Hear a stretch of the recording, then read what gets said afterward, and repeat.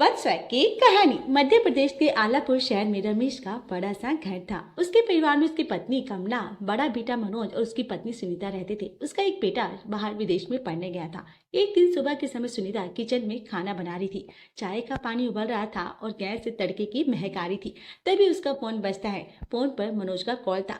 सुनीता सुनो, मेरे पास ना अभी विवेक का कॉल आया था। वो एयरपोर्ट पर ही है। मैं ना ऑफिस से आते वक्त उसे साथ लेकर आऊंगा। अरे वाह, कई सालों बाद मेरे प्यारे देवर जी घर आ रहे हैं। मैं ना अभी मम्मी पापा को ही खुशखबरी देती हूँ। और हाँ सुनो, आज ना कुछ स्पेशल बनाना। आखिर मेरा छोटा भाई इतने टाइम बाद वापस आ रहा है। सुनीता खुशी खुशी किचन से बाहर आई। उसने दौड़कर कमला और रमेश जी को ये बात बताई। मम्मी जी, पापा जी, विवेक घर आ रहा है आज। मनोज ना एयरपोर्ट से उसे साथ लेकर ही घर आएंगे। अरे वाह, 3 साल बाद हमारा बेटा घर लौट रहा है। अब तो उसके स्वागत में कोई कमी नहीं होना ही चाहिए। बिल्कुल सही कहा। चलो उसकी पसंद की चीजें तैयार करो। आज का दिन हम सब मिलकर उसके लिए खास बना देते हैं। घर में खुशी का माहौल बन गया। सबने मिलकर विवेक के स्वागत की तैयारियां शुरू कर दी। उधर मनोज एयरपोर्ट से विवेक को पिक कर चुका था। दोनों भाई कार में बातें कर रहे थे। सालों बाद मिलने की खुशी उन दोनों के चेहरे पर साफ झलक रही थी। तो मिस्टर, विदेश रिटर्न बहुत मस्ती कर ली तूने। अब मैं मम्मी से कहकर बहुत जल्दी तेरी शादी करवा दूंगा। क्या भैया, पहले मुझे शहर में थोड़ी सेटिंग तो करने दो। अभी अभी पढ़ाई खत्म की है, एक बार सेट हो जाऊं ये सब तो होता रहेगा। अरे हाँ हाँ, सेटिंग तो शादी के बाद भी हो सकती है। वैसे तेरे लिए एक लड़की देखी है मैंने, बड़ी सीधी सादी है भैया। मेरी शादी तो ऐसी लड़की से होगी जो मॉडर्न हो, घूमने फिरने की शौकीन हो। बोरिंग लड़कियों से मैं दूर ही रहता हूँ। अच्छा देखता है। ठीक है ठीक है, ये तेरी ये डिमांड शादी के बाद के लिए टिकती है। मनोज और विवेक घर पहुंचे। घर में जैसे ही उन दोनों ने कदम रखा, सब ने खुशी से उनका स्वागत किया। विवेक सबसे मिलते मिलाते मस्ती करने के मूड में था। तभी वह अपनी भाभी के पास जाकर उससे मजाक में कहता, अरे भाभी, ये तो वही साड़ी है ना जो आपने मेरे विदेश जाने के टाइम ली थी। यह तो बहुत पुरानी हो गई और आप अभी तक इसे पहनी नहीं हो। हाँ भैया, आपको शॉपिंग नहीं कराते ना, तो बस अब तुम ही सिखा दो अपने भैया को। वैसे तुम्हें क्या पता, हम तो पुरानी चीजों में ही खुश रहते हैं भाभी। मैं आपकी तरह बोरिंग लड़की से शादी नहीं करूंगा। मेरी दुल्हन तो मॉडर्न होगी, घूमेगी फिरेगी, खूब शॉपिंग करेगी। भाई हो जाने दे तेरी शादी, फिर मैं देखता हूँ ये सब कैसे होता है। अरे आप घर आया है तो पहले आराम कर ले, शादी की बातें बाद में करेंगे। और हाँ सुनो, अपनी भाभी को परेशान करना बंद करना, वरना ना वह खाना बनाना बंद कर देगी। सब हंसी मजाक में डूबे हुए थे, लेकिन विवेक के मजाक से सुनीता बुरा मान गई थी। उसने चुपचाप रसोई में जाकर अपने काम में चुपचाप लग गई। कुछ दिनों बाद विवेक ने अपनी नई नौकरी ज्वाइन कर ली। एक दिन उसके लिए एक रिश्ता आया। लड़की और उसके परिवार वालों से बात करने के बाद विवेक ने मना कर दिया। विवेक, वो लड़की तो कितनी अच्छी थी, मना क्यों करा? मम्मी, मुझे ना मॉडर्न लड़की चाहिए थी जो मेरे साथ घूमे, मौज मस्ती करे और खूब शॉपिंग करे। अरे वाह, इतनी सारी शर्तें हैं तुम्हारी, ये तो तुम्हें पूरी करने के लिए ना बहुत पापड़ बेलने पड़ेंगे। मैं ऐसी लड़की के लिए सारे पापड़ बेल लूंगा भाभी।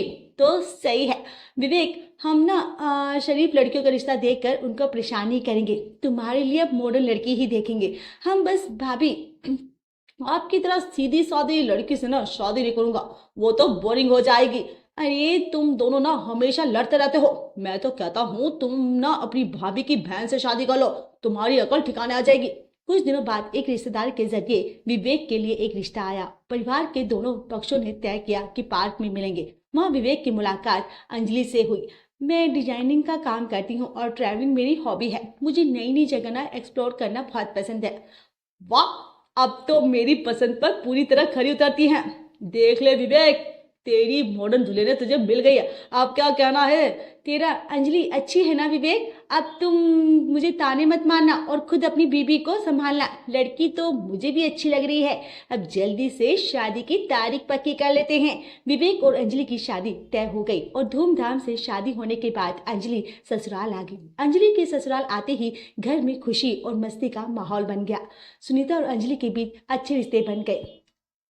भाभी, मैं बहुत दिन से ना बाहर नहीं गई हूँ ना, तो मैंने शॉपिंग की है। अंजलि, अब तुम्हें ना शॉपिंग पर ले जाना तो मेरे देवर जी का ही जिम्मेदारी है। कहो ना विवेक से कि मुझे शॉपिंग कराने लेकर चले। हाँ हाँ भाभी, लेकिन आपके देवर जी तो खुद इतना बिजी रहते हैं, मुझे खुद जाना पड़ेगा भाभी। अब मेरी बीवी को ताने मत मारिए, ये मॉडर्न खुद ही सब कर लेगी। चलो, अब तो घर में 2-3 शॉपिंग पार्टनर हो गए, तुम सब मिलकर ही शॉपिंग कर लेना। विवेक, अभी तुम्हारी नई नई शादी हुई है ना बेटा, बहू अकेले बाहर नहीं जाएगी। अगर उसे शॉपिंग करनी है तो तुम उसे लेकर जाओ, ठीक है? हाँ माँ, मैं ही इसे लेकर जाऊंगा।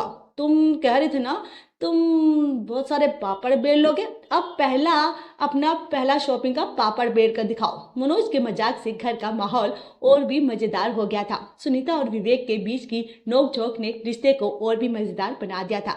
शादी के कुछ दिन बाद अंजलि ने अपनी अलमारी में जींस टॉप निकाली और पहनकर घर में घूमने लगी। सुनीता ने जैसे ही उसे देखा तो वह थोड़ा चौंक गई। अंजलि, शादी के बाद बहुएं थोड़ा सा ढका पहना हुआ करती हैं, साड़ी या सलवार सूट पहनो, ये कुछ ज्यादा नहीं हो रहा? अरे भाभी, मुझे ना साड़ी बांधनी नहीं आती, वैसे भी ना मैं ऐसे ही पहनती हूँ, अब तो क्यों बदलूं? देखो देवरानी जी, ससुराल का माहौल ना अलग होता है, ऐसा पहनोगी तो क्यों, लोग क्या कहेंगे? अंजलि और सुनीता के बहस की आवाजें सुनकर विवेक अपने कमरे से आते हुए अंजलि की साइड लेकर कहता है, भाभी, अंजलि मॉडर्न लड़की है, ये वैसी रहेगी जैसे ये अपने घर में रहती थी। आपको इसे कुछ भी कहने या उसको समझाने की कोई जरूरत नहीं है। विवेक, मॉडर्न होना अपनी जगह सही है, लेकिन घर के बड़ों का मान भी तो रखना जरूरी होता है ना। सुनीता बहू, चिंता मत करो, इन दोनों को समय के साथ अब समझ में आ जाएगा। अभी इन्हें जो करना है ना करने दो। धीरे धीरे अंजलि की शादी का पहला हफ्ता पूरा हो गया। एक हफ्ता पूरा होते ही उसके दिमाग में वीक एनिवर्सरी बनाने का ख्याल आया और उसने विवेक से शॉपिंग और गिफ्ट की डिमांड रख दी। विवेक, आज हमारी शादी को पूरा एक हफ्ता हो गया, क्या आज हम बाहर डिनर पर नहीं चलेंगे क्या? और तुम मुझे वीक एनिवर्सरी का गिफ्ट नहीं दोगे क्या? क्या वीक एनिवर्सरी? ऐसा भी कोई बनाता है क्या? तुम मुझे गिफ्ट नहीं दोगे? ठीक है, मैं ना माँ को बोल दूंगी तुम मुझसे प्यार नहीं करते। अरे बाबा ठीक है, चलो तैयार हो जाओ, हम बाहर डिनर पर चलते हैं। अब उन दोनों ने बड़े होटल में साथ में कैंडल लाइट डिनर किया, गिफ्ट खरीदे और देर रात मौज मस्ती करके घर लौटे। जैसे ही सुनीता ने डोरबेल की आवाज सुनी, उसकी नींद टूट गई और उसने जब टाइम देखा तो रात के 2 बज रहे थे। वे चिढ़कर दरवाजा खोलते हुए कहती है, रात के 2 बज रहे हैं, इतनी देर से आना सही नहीं है। विवेक, तुमको टाइम का जरा भी अंदाजा नहीं है क्या? भाभी, बाहर गए थे ना हम लोग तो टाइम का ध्यान नहीं रहा, वैसे भी ना आज हमारी फर्स्ट वीक एनिवर्सरी थी। सुनीता ये सुनकर चिढ़ जाती है और मनोज के पास अपने कमरे में आ जाती है। मनोज गहरी नींद में सो रहा था, तभी सुनीता गुस्से में बड़बड़ाने लगती है, सुनो, उठो मनोज, इन दोनों को समझाओ, ऐसे रात के 2 बजे घर लौटना अच्छा होता है क्या? हाँ बहुत अच्छा है, घर तो आ गया ना, अब मुझे सोने दो भाई। आप ना हमेशा इनकी ही तरफदारी करते रहते हो, देख लेना ये आते ना आगे जाकर घर का माहौल बिगाड़ कर देंगी। हाँ हाँ बिगाड़ेंगे, जब सर पर पड़ेंगे ना तो देख लेंगे, ठीक है? अभी मुझे सोने दो यार, तुम भी ना सो जाओ प्लीज। एक दिन अंजलि और सुनीता घर का सामान खरीदने बाजार गई थी। सामान लेने के बाद लौटते हुए अंजलि ने रास्ते में देखा कि शहर में एक नया मॉल खुला है। वे तुरंत नया मॉल में शॉपिंग करने का सोचकर एक्साइटेड हो गई।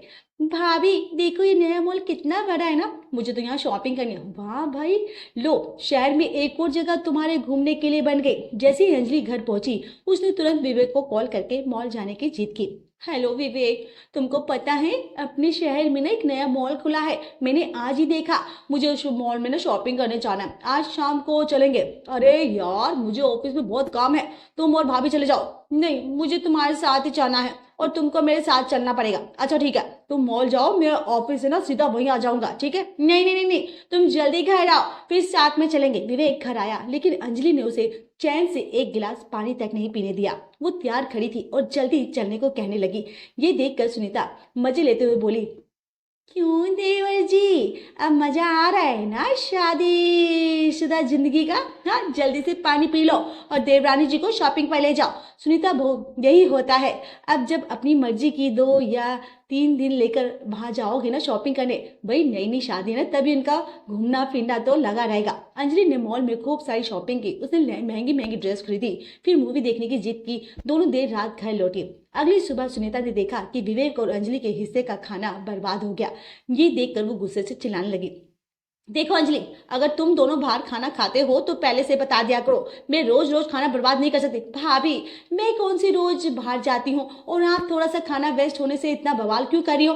तो तुमको ये थोड़ा सा खाना दिख रहा है? सुनीता बहू, रहने दो। देखो अंजलि, अब जब भी तुमको बाहर खाना हो ना तो पहले से बता देना, इस तरह खाना बर्बाद हो ये चीज मुझे भी बिल्कुल पसंद नहीं है। ठीक है?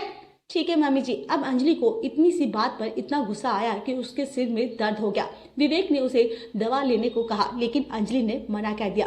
फिर बोली, मेरा सिर दर्द तभी ठीक होगा जब तुम मुझे फिर से शॉपिंग करवाओगे। अरे ये क्या बात हुई यार? सोच लो मिस्टर हस्बैंड, अगर मुझे आज शॉपिंग कराने नहीं लेकर गए ना तो मेरा शांत गुस्सा नहीं होगा।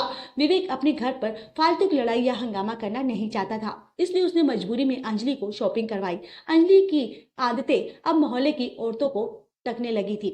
एक दिन पड़ोस ने कमला से शिकायत की, देखिए भाभी जी, आपकी बहू तो बहुत मॉडर्न है, रोज घूमने फिरने और शॉपिंग में लगी रहती है, ये सब ना ठीक नहीं है। कमला ने घर आकर ये बात रमेश और सुनीता को बताई।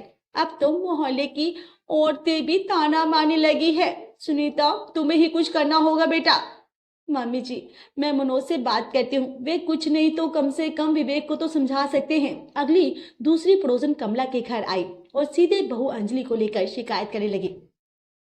कमला पहले तो सब सुनती रही लेकिन धीरे धीरे उसकी झुंझलाहट बढ़ने लगी। भाभी जी, आपकी बहू का पहना हुआ और तरीका ना दोनों ही हमारे मोहल्ले के हिसाब से ठीक नहीं है। रोज जींस टॉप पहन कर घूमने निकल जाती है, लोग बातें बनाने लगे हैं। अरे बहन जी, बहू अभी नई है ना, थोड़ी मस्ती कर रही है, ये तो हर नई दुल्हन करती है ना। भाभी जी, हमारी बहुएं भी नई थी लेकिन उन्होंने तो आदर्श बहू की तरह शुरू कर दिया, ये तो हर दिन नया ड्रामा करती है। अच्छा ठीक है, मैं उसे ना समझा दूंगी। अब आप ना मेरी बहू की चिंता करना छोड़ दीजिए, समझाना अपनी बहू को भाभी जी, क्योंकि लोग ना बातें बना बना कर मजे ले रहे हैं। पड़ोसन के जाने के बाद कमला गुस्से में घर के अंदर आई।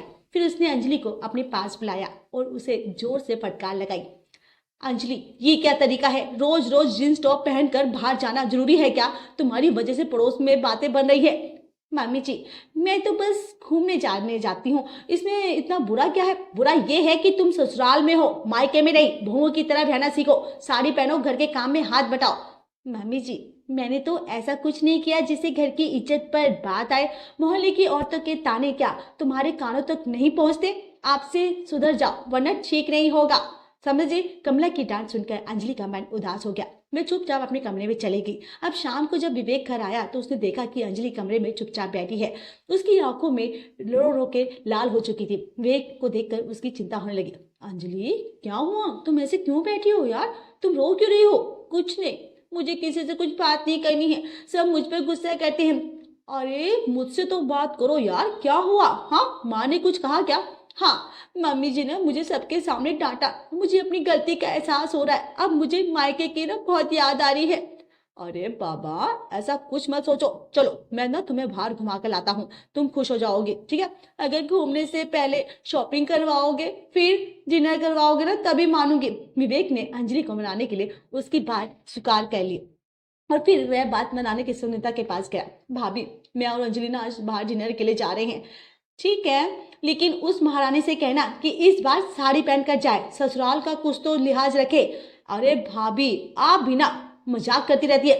कह दूंगा, ठीक है, लेकिन हमारी बात मानो, थोड़ा इनकी फिजूल खर्ची पर भी लगाम लगाओ वरना जल्द ही घर बेचना पड़ेगा। अगली सुबह घर में क्रेडिट कार्ड का बिल आया। विवेक ने बिल देखा तो उसकी आंखें फटी की फटी रह गई। वो तुरंत माँ और भाभी के पास भागा।